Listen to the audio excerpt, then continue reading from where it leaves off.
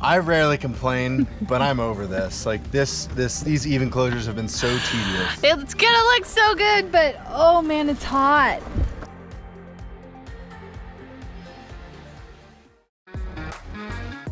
We're Riley and Courtney Casey. Frustrated by the 9-to-5, we set out to make a living making things. Through your incredible support, we've been able to bring you along for the ride, and we can't wait to share our next chapter with you. Say hello to 20 acres of raw, off-grid land in northern Idaho.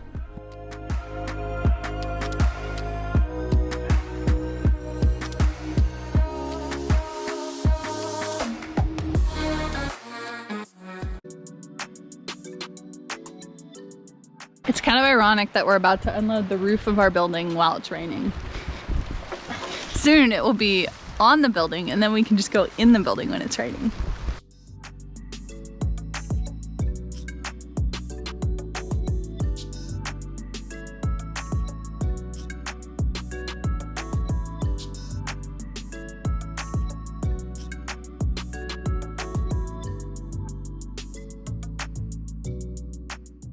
We got all of our building materials unloaded and we didn't scratch or dent anything. So that's a win.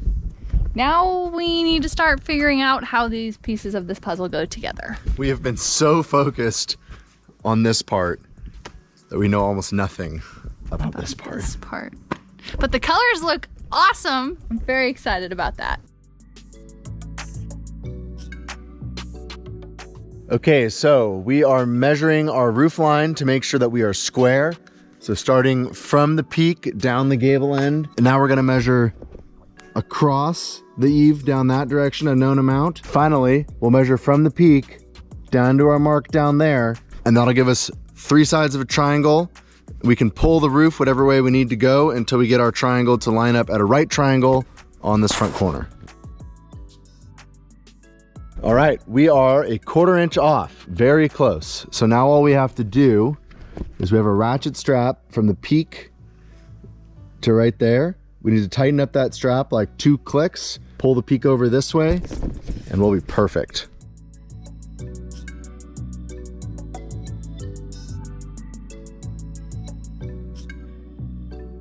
A new day and a new step of the project. I have been really excited about this step and it felt really far away, but we are finally ready to start unpackaging our sheet metal. That also meant a whole new set of skills. We've never worked with this stuff before, and I had to go to the hardware store last night and get a bunch of new tools. So we got left and right hand snips, a set of shears, a hemming tool, a hammer. I got some cutoff wheels. I have no idea if we'll use these. I kind of hope we don't.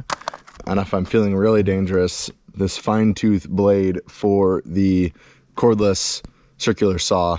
My thinking on this building is that I have restained and repainted and retrimmed a lot of houses, and I have no interest in doing it on this shop. So we are doing all metal trim, enclosed soffits. This thing should be good for a very long time. Basically, everything on the exterior is going to be pre-finished metal. It also helps with fire danger, which is obviously a very legitimate concern up here. So the enclosed soffits are really... We may be metal fabricators, but we have never worked with metal this thin. So... And metal that's already painted. I don't have a set of nibblers or electric shears. I bought these guys yesterday and we're gonna see what happens. Everything else is cut to length, but our soffit enclosures are not cut to length because anything less than 3 feet from the manufacturer to get it cut to length was $10 a cut. And there's a lot of... Sorry, bug.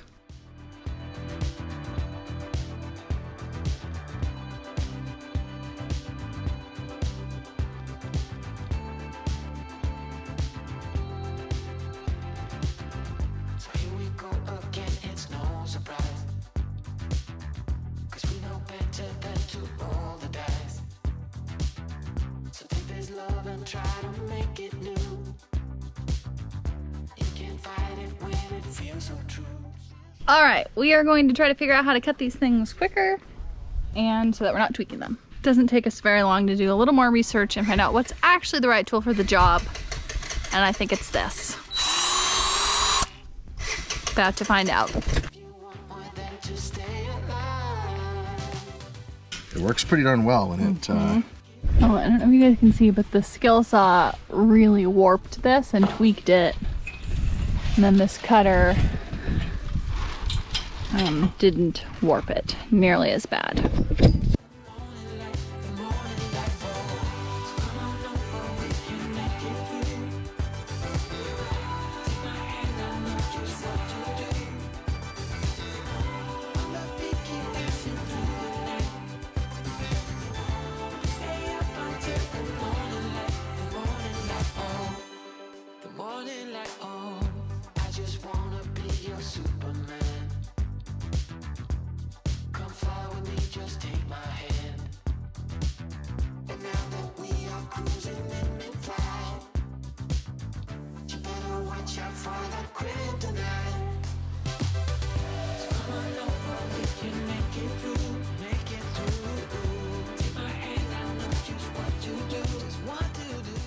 I rarely complain, but I'm over this. Like these even closures have been so tedious. It's gonna look so good, but oh man, it's hot. I just checked my phone and we just hit 90,000 subscribers. 90,000. Thank you guys so much for following along on this journey and liking and sharing and helping us grow our channel. We really appreciate the support. Like right now where the project looks like this and it's frustrating and it's hot, I'm tired, and someone's like, well, why don't you just hire someone to do this part? But I don't want to. I want to do it. You know, the long days become really rewarding when you look back and you're the one that's accomplished all this, so.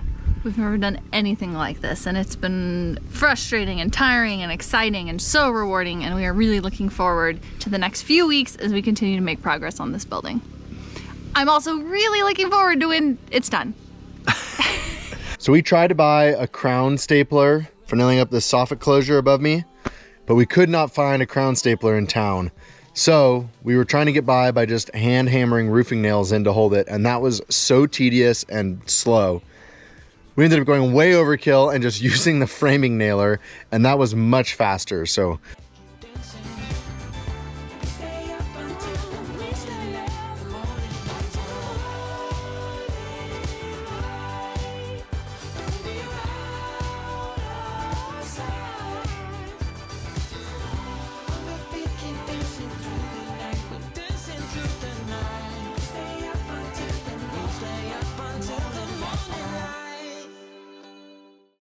we've been totally safe from the fires, but the smoke has been really bad, and another fire just started yesterday that has really sucked us in.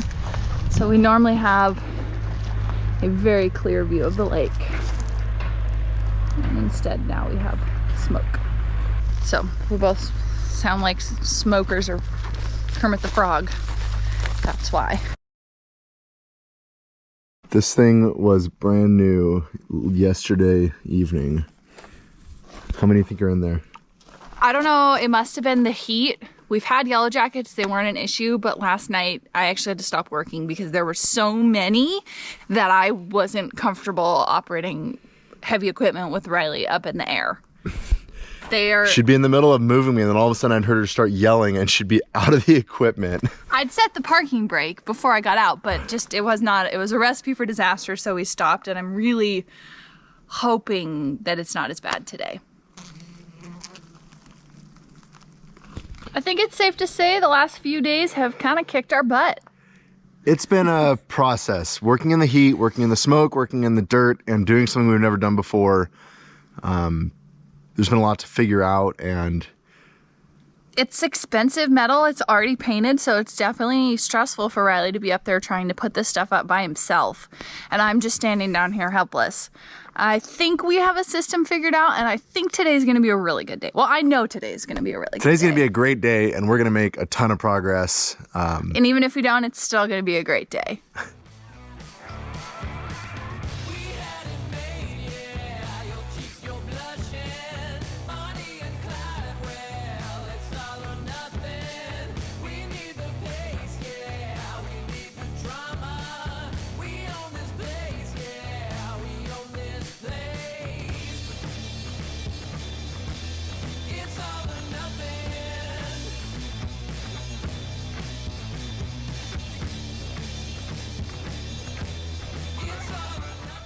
Definitely excessive, but it's what we have and it's working.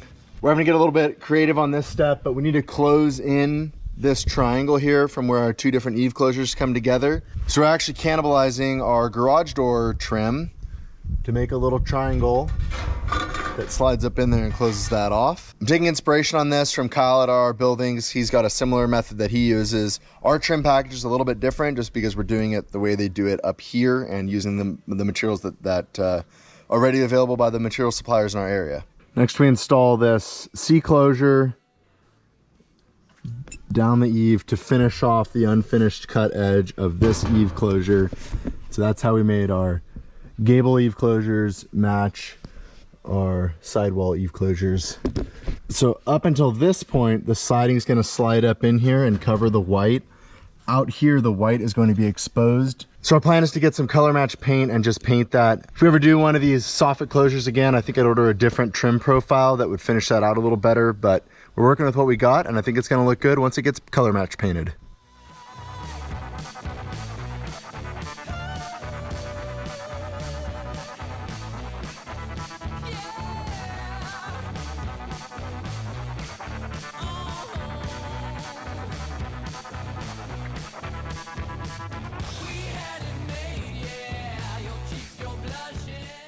Nature is incredible.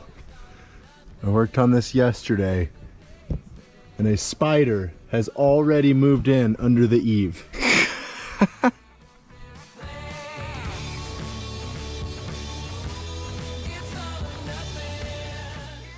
Bent this flange around this last piece of fascia cap to go around the end. That'll give us a nice transition to on that corner.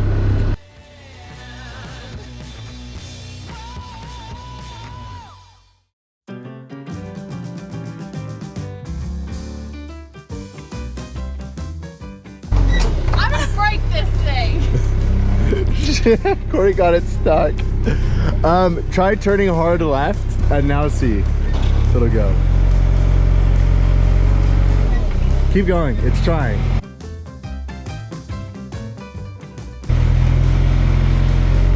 Oh yeah, it's moving. Yeah!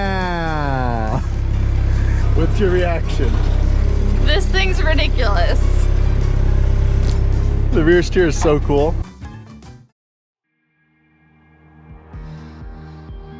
I like my equipment clean. Ordered this drip trim with the wrong profile. I ordered this at the same angle as our roof pitch, which normally would be correct if we had had traditional rafters, but the way that our purlins and our fascia turned out, I should have ordered this with a 90 instead of this, 412 angle. So we're having to get a little creative and unconventional with our install, but we don't want to have to wait 2 weeks to order new trim with the correct angle, and I think what we're doing is going to work fine. So normally you would just tap a nail into the top of the fascia from above, but when we do that, it bends this whole flange out because of that our angle. And so instead what we're doing is we're just putting some very small roofing screws in right up here near the top. They're gonna end up with roofing over the top of them and kind of hide them. And it's working out pretty well. I'd never seen these screws before, but they're pretty cool. It's got a self-tapper on the top for drilling the hole in the sheet metal, but then it's a wood screw down below since we're going into wood. They're working really well. Don't think too hard. I'm thinking really hard on this one. They come down. So we wrap this fascia cover around the corner, and then we bring this fascia cover right up to the corner and try to hide that seam entirely. Looks pretty good. So on the peak, you can see that when I cut this miter, I actually left this tab long. That's going to allow this next piece to overlap it to hide the corner.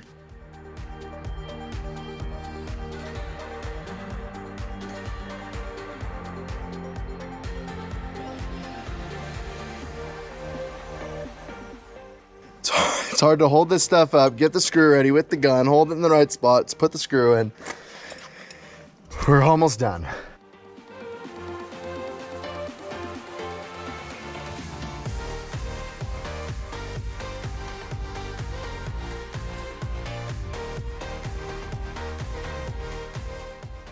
So this is the miter for the roof peak. Basically left this tab here so that when the next roof peak comes on, it'll go over the top of it and you won't be able to see the wood behind here. Same thing with this little tab. The other side will go over the top of this so that you won't be able to see what's behind it. Our soffit enclosures are done. Our fascia trim is done. It's time to roll the roof. Riley told me we were gonna get to putting roof panels on today and I really didn't believe him. The trimming had been kicking our butt for so many days, but it clicked today. Like we just know what we're doing now and we got it done. I'm excited to see what it looks like with the roof on. We're making a plan right now for how to do this roof safely, efficiently, and hopefully not damage the panels.